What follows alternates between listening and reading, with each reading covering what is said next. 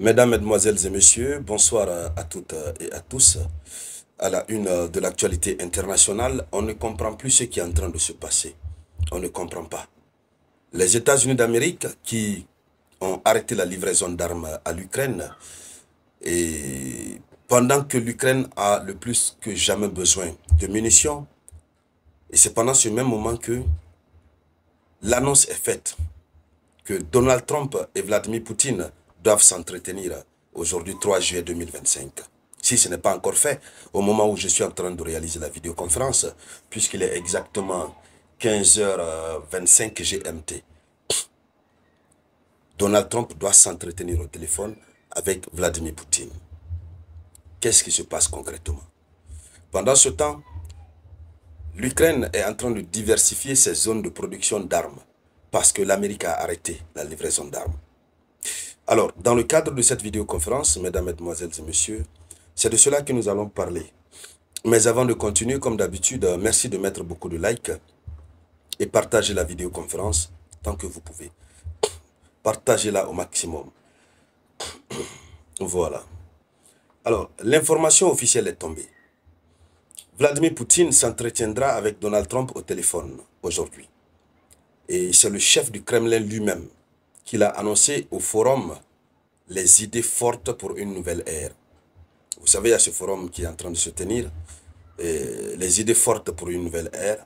Au coin de ce forum, le boss du Kremlin, Vladimir Poutine lui-même, a procédé à l'annonce. Mais déjà, à la veille même de cette annonce qu'il a eu à faire aujourd'hui, beaucoup de médias américains ont rapporté que les États-Unis, qui suspendaient la livraison des armes à Kiev, beaucoup de médias américains ont annoncé, après que la Maison-Blanche, la deuxième porte-parole de la Maison-Blanche, ait eu à procéder à l'annonce. Les médias ont aussi mentionné la possibilité d'échange de Trump avec Poutine, dans le cadre toujours de voir comment mettre un terme à ce conflit. Vous n'êtes pas sans le savoir que Donald Trump, il a l'envie irrésistible de mettre à son actif la fin de ce conflit.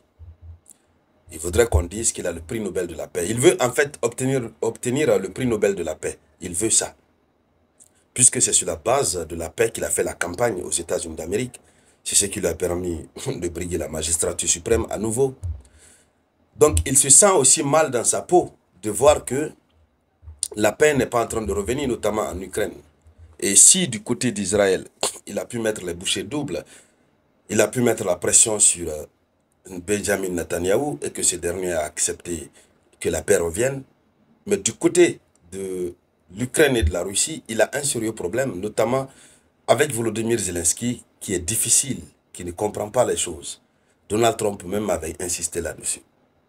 Alors, Donald Trump va discuter avec Vladimir Poutine. Ils vont discuter sur la fin du conflit.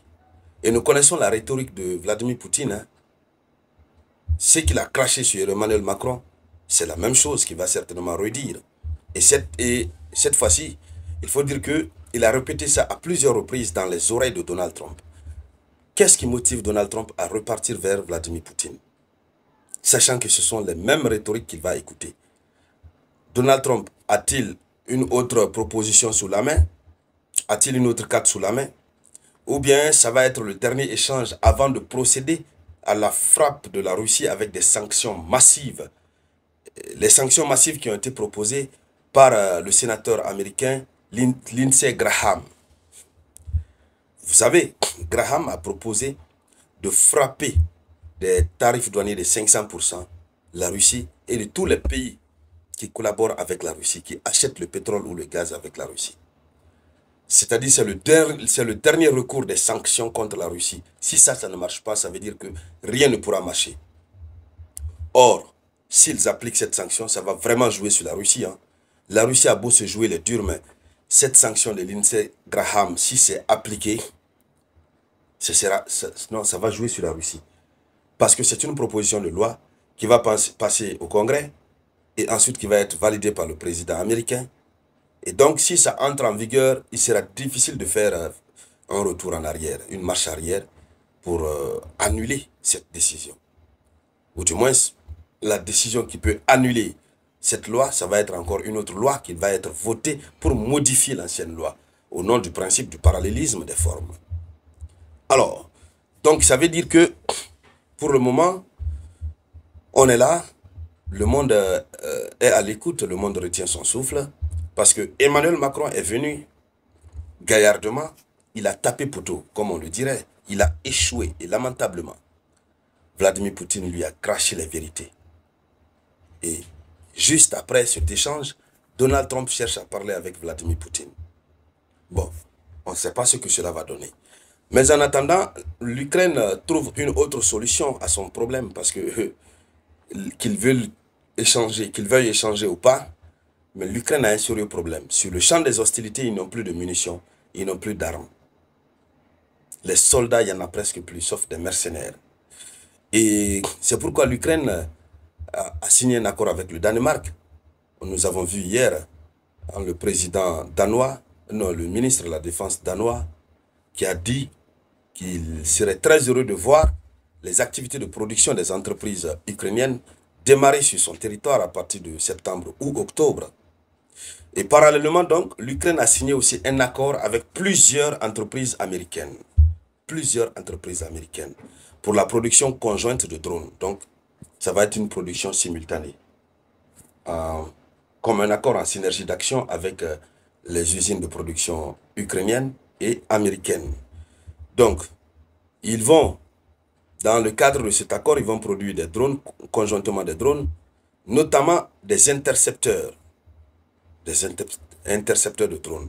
Parce que c'est de cela que l'Ukraine a le plus besoin actuellement où nous sommes en train de parler. Mais l'Ukraine n'en dispose pas et l'Amérique refuse de vendre ça à l'Ukraine. Alors, voici la déclaration qu'a eu à faire, l'annonce qu'a eu à faire le président Volodymyr Zelensky lors de sa visite au Danemark. Donc, dans un article de suivi sur X, il a mentionné SwiftBit comme l'un des principaux partenaires. SwiftBit, c'est une grande entreprise. Alors, la coopération portera sur la production des drones, de drones intercepteurs pour abattre les drones et les missiles ennemis, quadricoptères pour la reconnaissance et la correction de tir, des drones d'attaque capables d'atteindre des cibles et des territoires ennemis en profondeur. Donc, voici ce que l'Ukraine est en train de traverser comme situation difficile. Mais si l'Amérique a rendu la situation difficile à l'Ukraine, et ça veut dire que l'Amérique se prépare à mettre un terme à ce conflit. Donc il faut arrêter les livraisons, il faut mettre la pression à la fois sur la Russie et aussi sur l'Ukraine. Voici donc, mesdames, mesdemoiselles et messieurs, la une de l'actualité internationale. Merci de la partager au maximum.